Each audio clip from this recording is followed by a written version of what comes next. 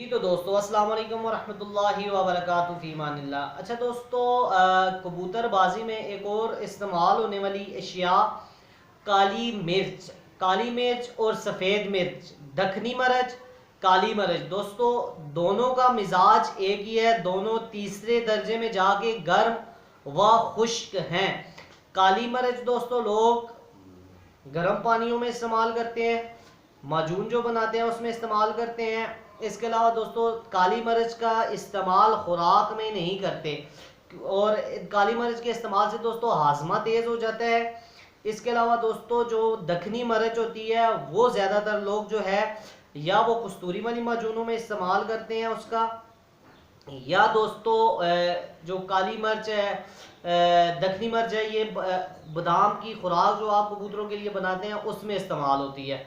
तो दोस्तों जो दखनी मिर्च है वो बादाम की खुराकों में 4 से 5 मिर्चों से ज़्यादा मिर्चें आपने नहीं डालनी।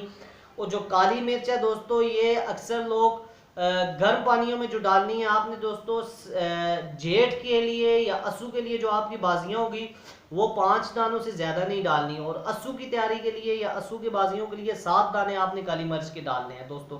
ठीक है, उम्मीद करता हूँ दोस्तों ये चीज़ें आपको समझ आ गई होगी।